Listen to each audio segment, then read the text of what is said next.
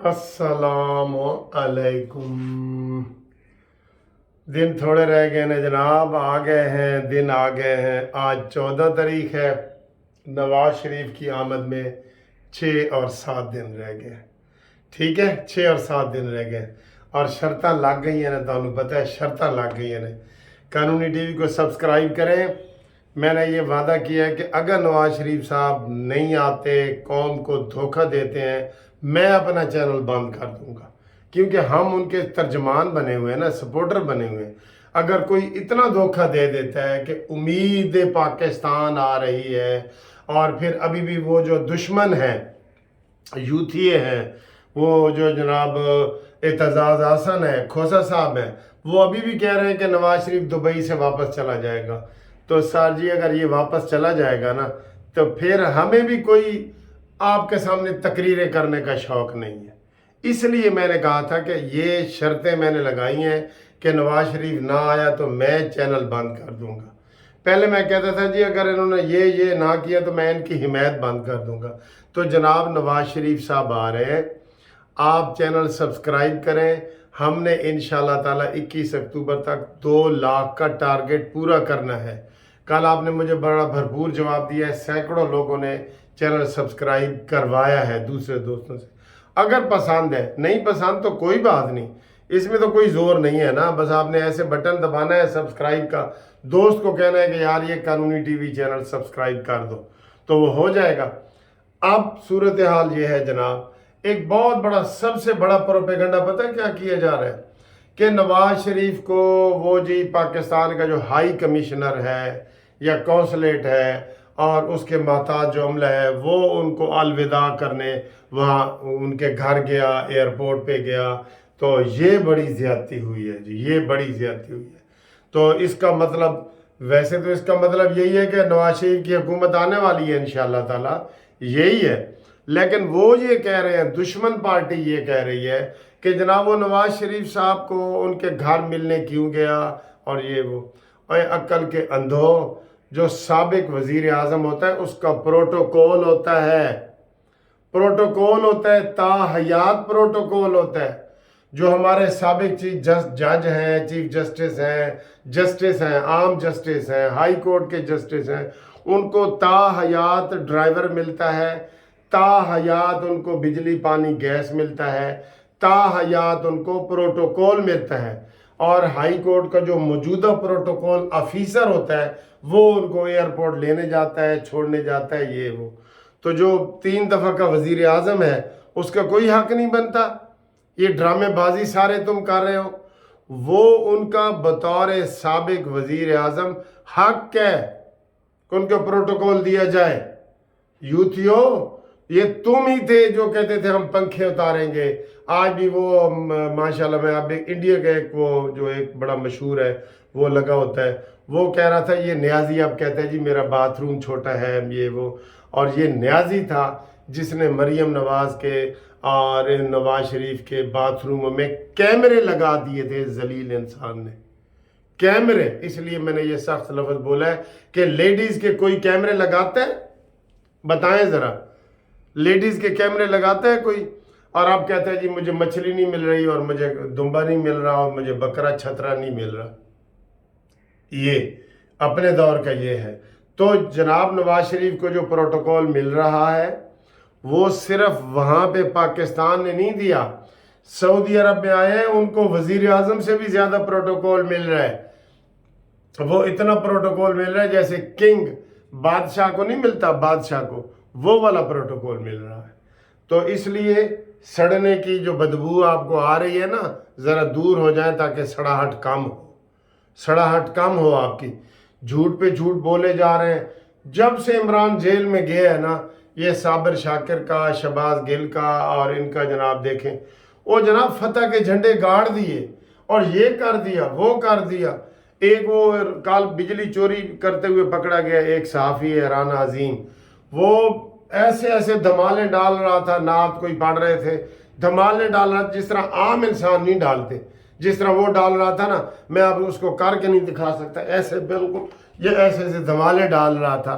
तो वो क्या, बिजली की चोरी से फंक्शन करवा रहा था। वही جس میں دھمالیں ڈال رہا تھا نعت اور مدینہ شریف والی نعت پہ، اسی کو بجلی کی چوری پہ ڈال رہا تھا اور پکڑا گیا ہے، اور اب وہ کہہ رہے ہیں کہ جناب اس سے انتقام لیا جا رہا ہے، جی اس سے انتقام لیا جا رہا ہے۔ تو اپنا کوئی قبلہ کعبہ درست کر لو، اپنا قبلہ کعبہ درست کر لو۔ نواز شریف آ رہا ہے، پروٹوکول کے ساتھ آ رہا ہے، جیل ہو یا بیل نواز تو آئے گا، اور نواز شریف کوئی گھبرانے والا شخص نہیں ہے، وہ پہلے بھی آیا ہے تو اس نے اپنی بیٹی کو ساتھ لے کے سیدھا جیل جانے کے لیے آیا ہے۔ وہاں تو پروٹیکٹیو بیل ہی نہیں تھی، جو اب بیل ہے نا پروٹیکٹیو بیل، وہ بھی نہیں تھی، تو آپ اس کا مقابلہ کرتے ہیں۔ اور آپ شہباز گل، آپ بھگوڑے ہیں، مفرور ہیں، آپ ویلاگ بنا رہے ہیں، صابر شاکر آپ بھاگے ہوئے ہیں، وہ زلفی بخاری آپ بھاگے ہوئے ہیں، شہزاد اقبال آپ بھاگے ہوئے ہیں، آپ کی تو ساری ٹیم ہی بھاگ گئی ہے۔ بس اب انشاءاللہ تعالیٰ پنکی پیرنی کا وعدہ معافی والا گواہی آئے گی تو پھر تمہیں لگ پتہ جائے گا کہ بھئی یہ کی ہو رہے ہیں۔ ویسے آپ سمجھنے والے نہیں ہیں، چاہے عدت کی مدت آپ کو بتا دیں، چاہے اس کے مراد سعید کے قصے بتا دیں، چاہے آپ کو اس کا یہ ہیرے کی انگوٹھیاں لینے والا کیس جو لگ گیا آپ کو پتہ ہے نا وہ بتا دیں، آپ کہتے ہیں نہیں جی نہیں یہ جھوٹ بول رہے ہیں، یہ پٹواری ہیں، یہ سارے پٹواری ہیں، یہ جھوٹ بول رہے ہیں۔ اس لیے یوتھیوں کو سمجھانا ایسے ہی ہے جیسے گدھے کے سر پہ سینگ لانا۔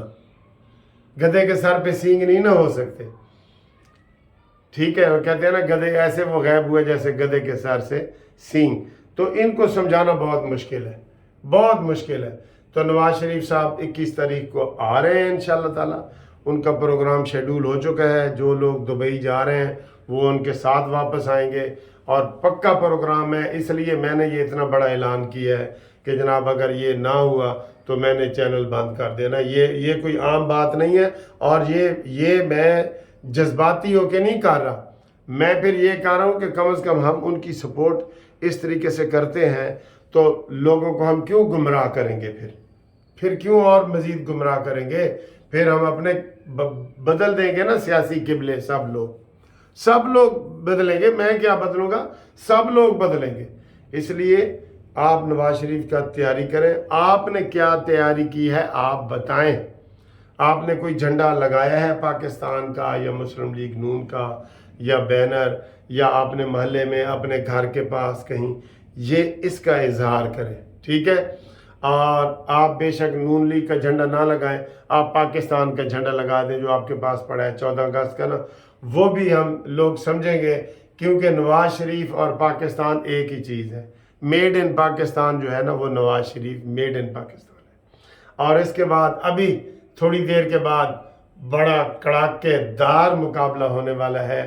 آپ بتائیں کہ پاکستانی ٹیم پہلے بیٹنگ کرے یا پہلے بولنگ کرے ٹاس جیت کے، یہ مشورہ دیں نا، اور اس کے بعد آپ بتائیں کہ اگر پہلے بیٹنگ کرے تو کتنے 100 رن بنا لے۔ میں کہتا ہوں کہ 300 سے کم نہ بنائے۔ آپ کیا کہتے ہیں کتنے بنا لے؟ اور اگر بولنگ کرے تو انڈیا کو کتنے پہ کنٹرول کرے انڈیا کو؟ یہ بہت 5-6 سوال میں نے کر دیے کرکٹ کے حوالے سے، کیونکہ ہم نے بتایا تھا کہ ہم کرکٹ کے حوالے سے بھی آپ کو اپڈیٹ کرتے رہیں گے۔ تو ابھی تک پاکستان کوئی میچ نہیں ہارا، نیدرلینڈ سے جیتا ہے، اور کسی سے بھی پاکستانی میچ ابھی ہارا نہیں ہے کسی سے بھی۔ تو آپ یہ انشاءاللہ جاری رکھیں، اس کے بعد انشاءاللہ ہم آپ سے رابطہ کرتے ہیں۔ اور ابھی ہم نے ناشتہ بھی نہیں کیا، آپ نے ناشتہ کیا کیا ہے؟ ٹھیک ہے، بتائیں، گھبرائیں نہیں، بتائیں۔ انشاءاللہ تعالیٰ اچھے دن آنے والے ہیں، نواز شریف آ رہا ہے، امید پاکستان آ رہی ہے، امید کی کرن آ رہی ہے۔ پیٹرول کے بارے میں آپ کو خوشخبری سناتا جاؤں، کل پیٹرول کی قیمتیں کم ہو رہی ہیں۔ کہا یہ جا رہا ہے کہ جس طرح بین الاقوامی منڈی میں قیمتیں کم ہوئی ہیں تو پیٹرول کم از کم 36 روپے لیٹر کم ہونا چاہیے۔